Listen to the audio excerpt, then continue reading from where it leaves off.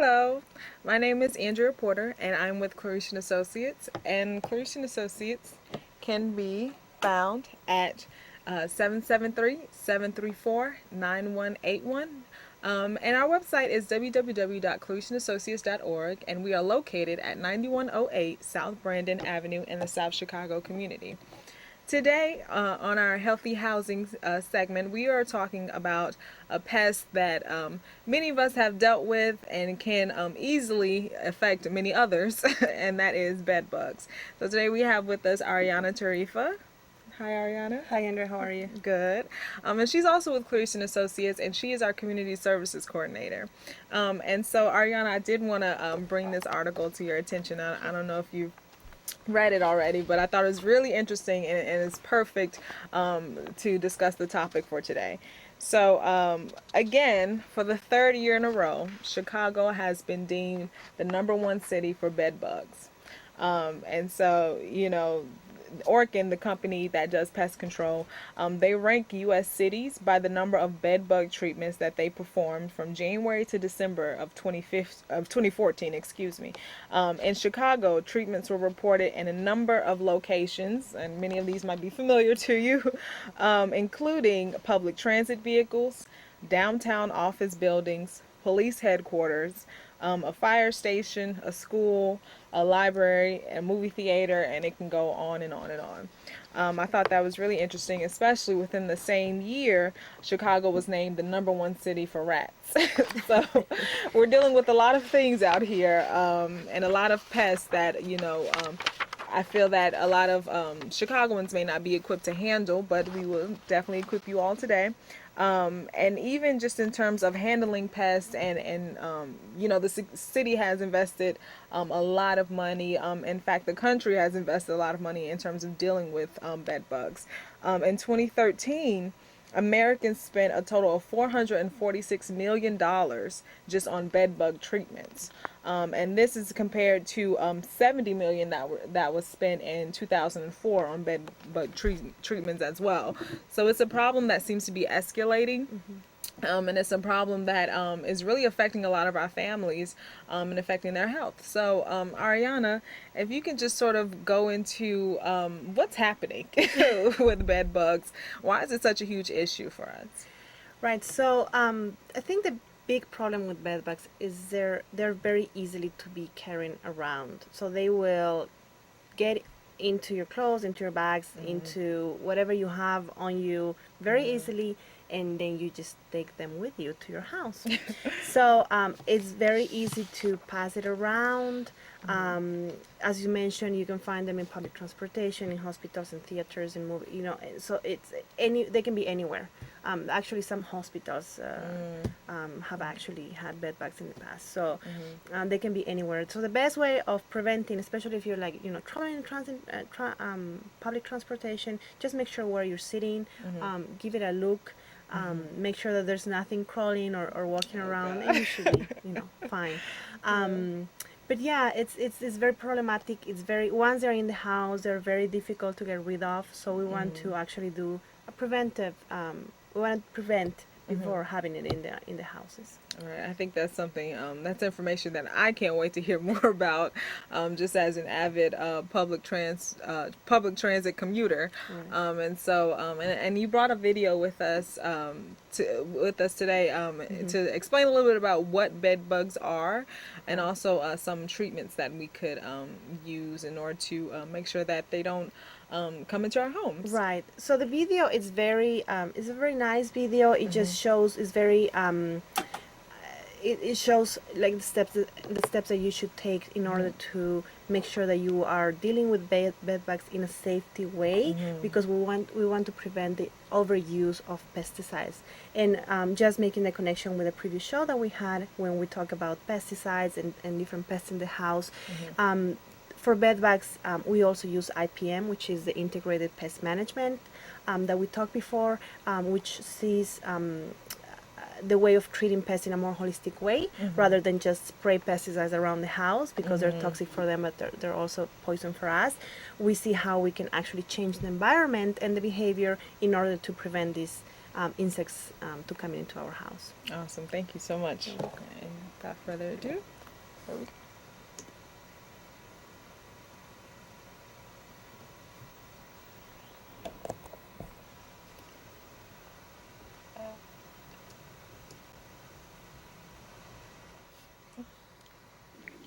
Hi, I'm Dave Golan for the Rutgers University's Entomology Department, and today I'm going to be going over an alternative pest control approach for bedbugs called Integrated Pest Management, or IPM. IPM is a method of control that is done in 3 stages: prevention, observation, and intervention. It combines a variety of practical techniques and products that pose the lowest risk to our health and to the environment. The first step to your IPM campaign is to make sure that you're dealing with bedbugs and not some other insect. Adult bedbugs are straw-colored to reddish-brown, have oval bodies, and are wingless insects. Their upper bodies are crinkly, like paper, and covered with short, golden hairs. Before feeding, they're about the size of a pencil eraser and nearly as flat as a piece of paper. After feeding, they become bloated and dark red, and have been described as animated blood drops.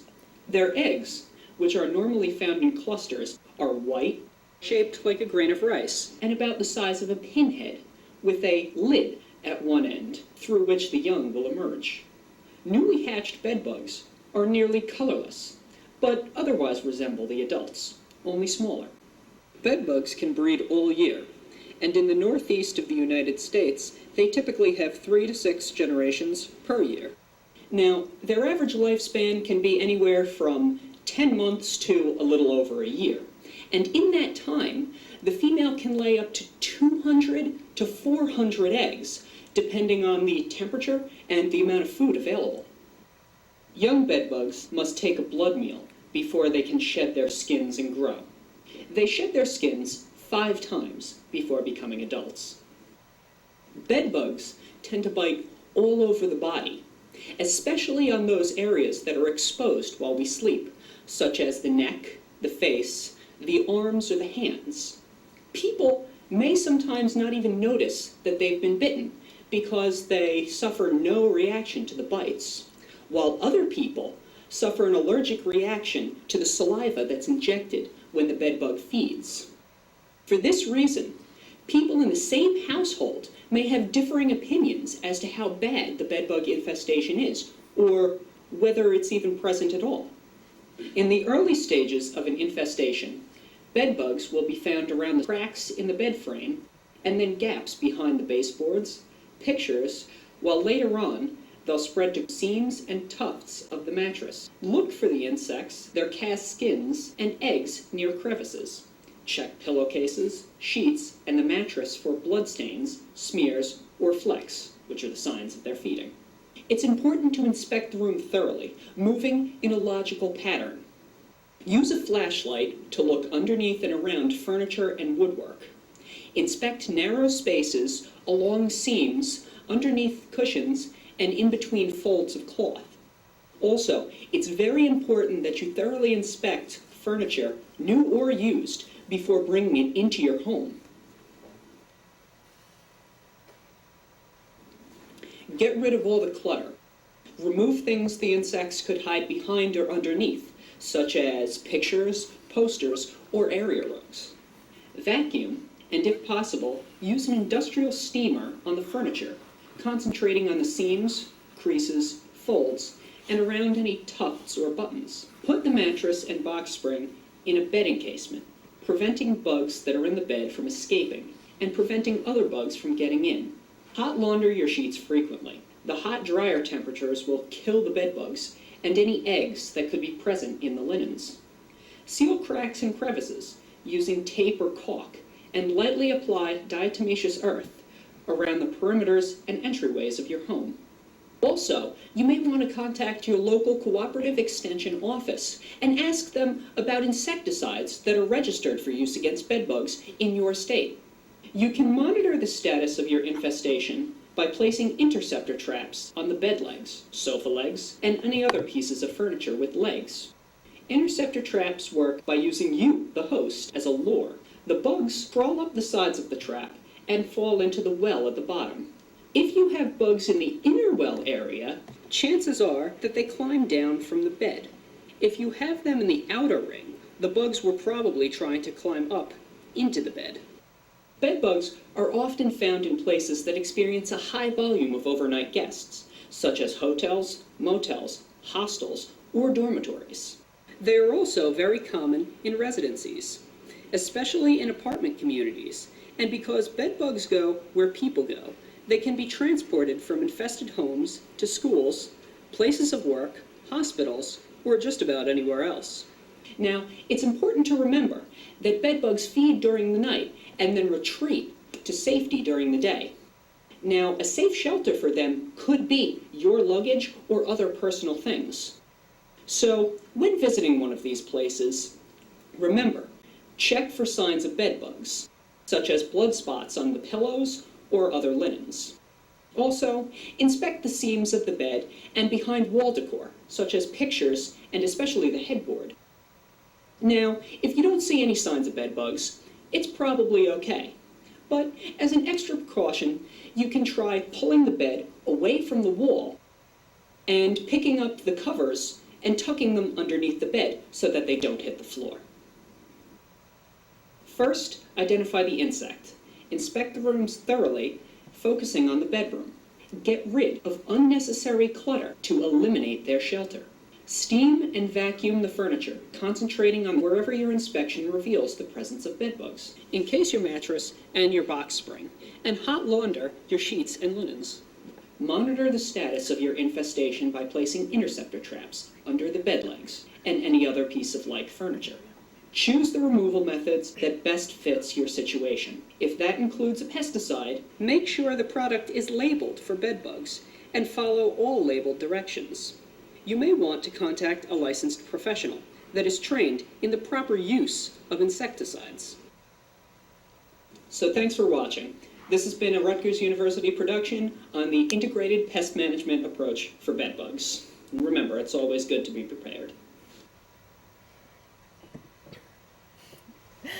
So thank you, Ariana, for bringing that video. I think it was very helpful in terms of knowing what are bed bugs in the first place, what to look for, even when we go to visit different hotels or whatever the case may be. And also it provides a great introduction into this term of IPM. So we touched on it a little bit before, and also the video touched on it. But Ariana, could you go a little bit more in depth in terms of what is IPM and how it can be an effective tool against bed bugs? Right. So as the video said, and as we mentioned in the previous program, IPM stands for Integrated Pest Management, and the idea of this approach to treat pests is to deny them food, water, and transport to the house. So the idea is to see the entire house as in a more holistic way and see how we can change our behaviors to try to either avoid or get rid of the pests that we have in the house.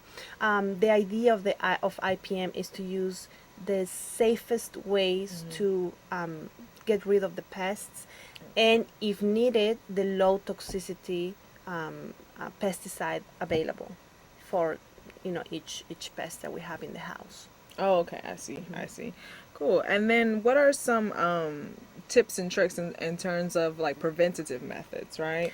So a good way of preventing bed bugs is if you know that you're being in a house or in a place where they might be in some bed bugs, make sure that you get into the house, changing the bathroom, if you can, if you have a basement that you have access to before going into the house. Ideally you will change there, put the clothing that you have on in the dryer for 20 minutes, the high heat. That is going to kill the bed bugs in any eggs, if there are any eggs, but I don't think so if you're just bringing them in. But that should be a preventive method. Other thing that we can use is diatomaceous earth. Actually, we know a lot of people that use diatomaceous earth as a preventative method. Okay. So you will spread the powder. It's a very light powder. Again, as we mentioned in the previous program, what it does, it dries the bugs, so it's not poisonous, so it's safe to use. So you want to put the diatomaceous around maybe living rooms, around the walls. You can also always put it in between your couch, the pillow and the couch itself. So if someone comes, there's a bed bug, the bed bug falls on the couch, it can actually dry before it starts to reproducing. And so that's the best way of preventing.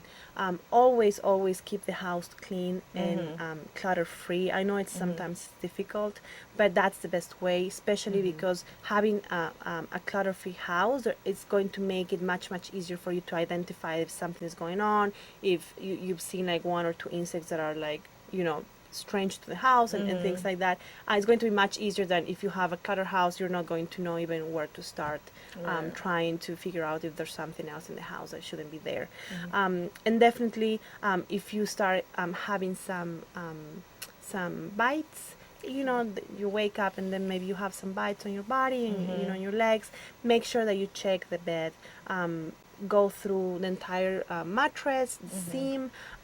A good way of preventing for the mattress to get infested in case you get bed bugs at some point is always putting in the cases, in mattress cases. They are specifically for bed bugs, so the bed bugs cannot go in. So that way you can always save your mattress, because sometimes we had people that say to us like, oh, I just bought my mattress like a month ago, I paid so much money, and now I have bed bugs, and now I have to throw away the mattress because it's just so infested. So if you start using these preventative methods, if by any chance you get the bed bugs, you will be able to save some of your furniture. And that's not to say that every time that you get bed bugs you will have to throw it, but you want to be on the safest side. Right, and I think that's a very good point. Also, too, just because I know in terms of sometimes you have people, especially like students who are getting out of college, a lot of them are getting their very first apartments, and so they're looking for cheap furniture. Right. And so it's not a good idea to get your furniture from the alleyway. Right. Or from the dumpster.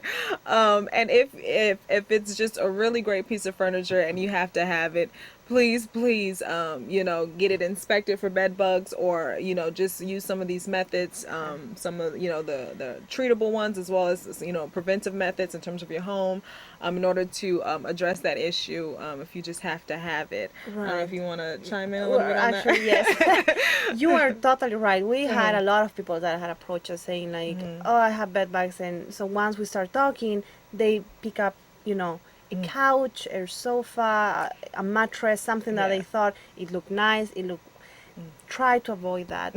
Even like going to certain even buying like used furniture can be an issue sometimes. So you have to be very careful. Definitely, if it's in the alley, if it's near the trash can, just don't touch it. If you have it and you're throwing away your couch or whatever it is, make sure that you mark it. Actually, Chicago has an ordinance right now. They passed bed bugs as a there's a bed bug ordinance in Chicago where it says part of the rules that they're using right now is that whenever you are throwing something that is bed bug infested, you have to put it in a plastic bag and mark it. Granted, you're not going to put your entire couch in the plastic bag, but make sure that you're marking it. You can create a spray bottle and just spray bed bugs on it, or try to destroy the furniture, something so the neighbor or a neighbor cannot bring that furniture in their house to start infesting the place again. That's very important. You have to be careful, and don't pick up any furniture. I mean, at the end, because we want to save some dollars, we're going to spend much more treating the bed bugs in the house if we do that. Exactly. And speaking of treatments to bed bugs, what are there certain best practices? Say, the infestation is just so huge, and then we have no choice but to use some sort of pesticide or anything like that. Is there any like best practices in terms of maybe what pesticide we should use versus shouldn't use, or what do you think? So, in terms when the infestation is too much, you definitely need to approach a company that does pest management. That's the best option. They and always ask them for the low toxicity option that they might have. Okay. In Chicago actually has several pest management or companies that actually work with safest or greener options than the like very high, heavily toxic ones. So that's a good start. Now, if you're renting, it's important for you to know that the owner of the house or the apartments that you're renting, it's actually the person responsible to do the treatment. So if you're Okay. renting and you realize that you have bed bugs, you have 5 days under this ordinance in Chicago to report to the management. Okay. Management has 10 days from the day that you reported to actually conduct an inspection in the house. And once the inspection is done and bed bugs are being confirmed, they are going to start working with a pest management control company. And as part of your responsibilities, you have to comply with whatever they're telling you. That it will usually go through what the video mentioned. That is washing, any clothing, any linens, any stuffed animals, putting it in bags or plastic bags so they don't get reinfested, and moving furniture away from the walls so the pest management control can go and do their work. But if you're trying to avoid, prevent, diatomaceous earth is the best way of going about prevention. You can always, as I mentioned, put it around the house, put it around the walls. If there's any cracks in the walls, you can put it there. Put it in your furniture, especially in the living room when you host people, because people can bring it. You can bring it, but also your guests can bring it.